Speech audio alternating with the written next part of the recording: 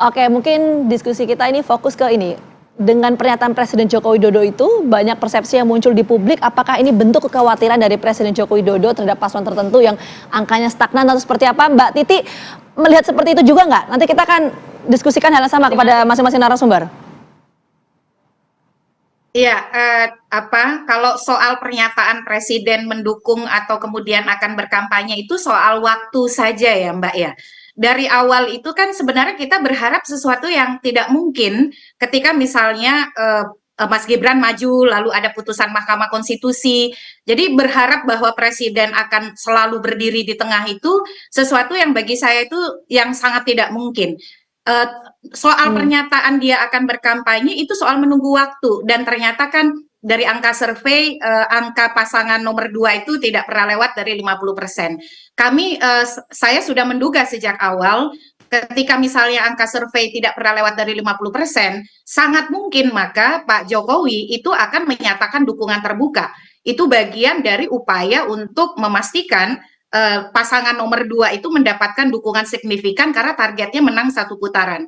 Nah, situasi hari ini menurut saya justru bagi semua pihak kita jelaskan saja dan kita pastikan saja beda antara ketika kerja dalam kapasitas pemerintahan dan negara dengan kerja-kerja politik. Karena kalau sudah misalnya campur aduk tanpa kejelasan, kompetisi yang adil setara itu tidak akan pernah terwujud, dan berharap bahwa Presiden Joko Widodo akan berdiri di atas semua kelompok dalam situasi realitas anak kandungnya maju dan prosesnya juga tidak alamiah. Saya kira itu sesuatu yang muskil ya, sesuatu yang tidak mungkin. Nah, sekarang lebih baik kita lebih intensif lagi, lebih kritis lagi di dalam merespon misalnya kunjungan-kunjungan daerah Presiden Joko Widodo yang intensitasnya makin tinggi. Ini hari untuk menuju pemungutan suara tinggal 19 hari, tinggal hitungan hari. Masa kampanye itu dikurangi 3 hari ya, 16 hari lagi masa kampanye. Justru menurut saya yang kritis itu adalah memastikan dalam kapasitas dia sebagai presiden tidak ada keputusan, tidak ada tindakan yang menguntungkan merugikan. Mau itu gestur, mau itu simbol-simbol, karena dalam kapasitas sebagai seorang presiden, maka semua tindak tanduknya itu adalah harus bebas dari anasir-anasir partisan. Kalau mau partisan, Mbak Titi ya menyampaikan bahwa kan gitu ini ya. Bentuk sekarang. Dukungan Presiden supaya Pilpres ini 1 putaran. Saya mau ke Mas Imam. Mas Imam melihat itu juga nggak? Ini sebagai upaya terstruktur supaya Pilpres berjalan 1 putaran. Seperti Mbak Titi sampaikan. Mungkin bahasanya akhirnya bisa jadi ya, karena ya seperti yang Mbak Titi sampaikan ya, makin banyak turun ke lapangan, bansos juga makin tinggi, dibagikan secara langsung. Padahal itu kalau mau efektif tentu yang membagikan ya aparatur saja yang memang berwenang untuk membagikan bansos. Dan justru sebenarnya kami prihatin ya, kan kasihan gitu kalau presiden nanti masuk di Jawa Tengah ya, di pinggir-pinggir jalan justru disambut oleh paslon yang mungkin tidak didukung beliau, mengacung-acungkan jari, kan mengusik mungkin batin beliau juga kan. Akhirnya kan kayak kemarin ya yang viral beliau, ya saya nggak tahu itu video bener apa enggak ya, tapi buka kaca justru memberikan gestur jari yang lain, sementara rakyat di pinggir jalan justru sebagiannya saya lihat mengacungkan 03 begitu ya, karena itu wilayah Jawa Tengah, sebagian konstituen PDIP itu juga sangat besar di sana. Nah, sebenarnya kalau saya pribadi nih, saya prihatin melihat presiden bermain di politik elektoral, karena harusnya beliau tinggi, agung, kepala negara begitu ya, tidak hanya kepala pemerintahan. Apa ya, salah satu dignity kita ada di pundak beliau gitu ya. Kita ingin menjaga beliau gitu. Tapi gaya Pak Jokowi memang seperti itu, Mas. Kenapa baru dipertanyakan sekarang? Enggak, saya nggak pertanyakan. Saya sama-sama sebagai anak bangsa ingin menjaga beliau. Jangan sampai beliau ini di akhir masa jabatannya dikenang hal-hal yang buruk. Ini dari setengah jam siaran, 40 jam siaran, berapa persen yang akan diingat? Mungkin nggak lebih dari 10%. Bagian mana yang akan diingat? Mungkin hanya di bagian akhir. Nah, kan kasihan, legasinya begitu panjang, mengkilap, semua orang memuji, kemudian di akhir dicederai dengan politik elektoral yang sebenarnya terlalu mahal untuk legasi Pak. Oke, Mas Imam, sebelum ke Mas Pipin singkat saja, kalau kita bicara soal etik, ini kan juga banyak diskusi atau diskursus di luar sana menyebutkan bahwa waktu Bu Mega misalnya, waktu itu menjabat, itu kan juga berkampanye.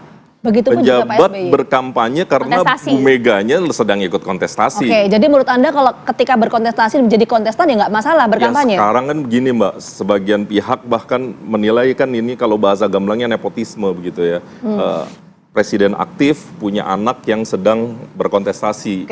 Nah, ini aja udah mengganggu etika, udah mengganggu nalar publik, keadilan dan seterusnya gitu. Jadi saya rasa publik paham lah, cerdas, dan jangan-jangan silent majority yang gini-gini. Aduh, kalau Bang Pipin, Iya. melihatnya gimana Kang Pipin? Betul tidak sih ini di detik-detik terakhir kurang dari 20 hari turun gunung untuk kemudian membuat tadi, memenangkan salah satu paslon? Yes, upaya untuk mempertahankan kekuasaan dengan menggunakan segala cara tentu akan dilakukan oleh siapapun. Dan ini kita melihat yang dilakukan oleh Pak Jokowi adalah untuk memastikan bahwa putranya memang menjadi calon jadi wakil presiden.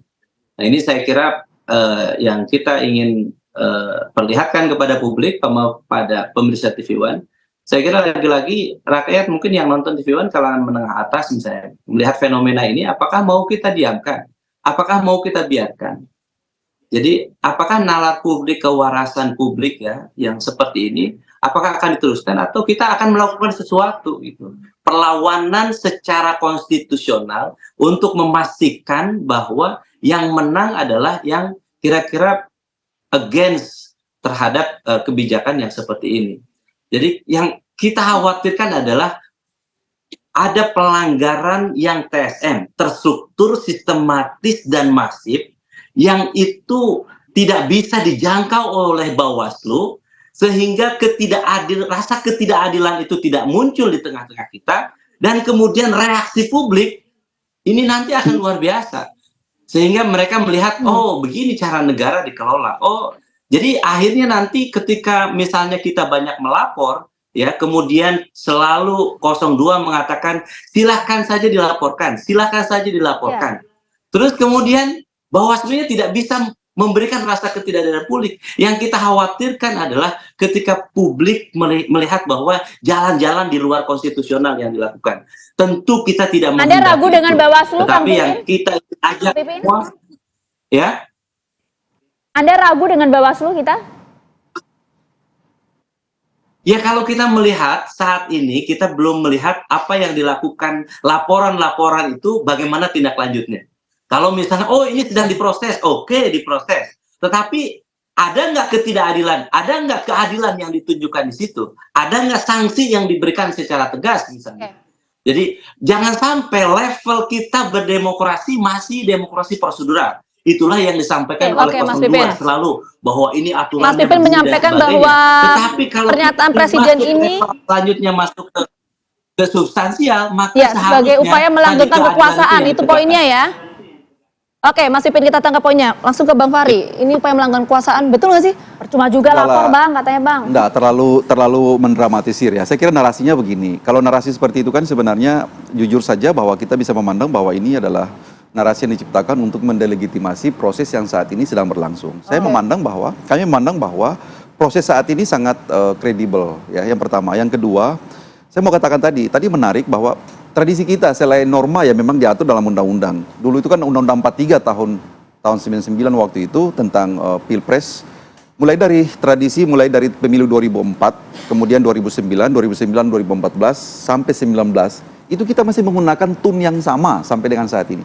Kita masih menggunakan satu atmosfer yang sama bahwa kepala negara, seorang presiden itu boleh berkampanye baik untuk dirinya maupun untuk orang lain. Kan konteksnya yang kemarin kan memang maju kontestan lagi untuk periode kedua. Kalau kali ini kan tidak. Iya, dalam anaknya. dalam undang-undang itu kan cuma hanya strict law bahwa presiden berhak berkampanye. Artinya narasinya itu untuk dirinya boleh, bisa juga untuk orang lain, bisa juga untuk partai politik.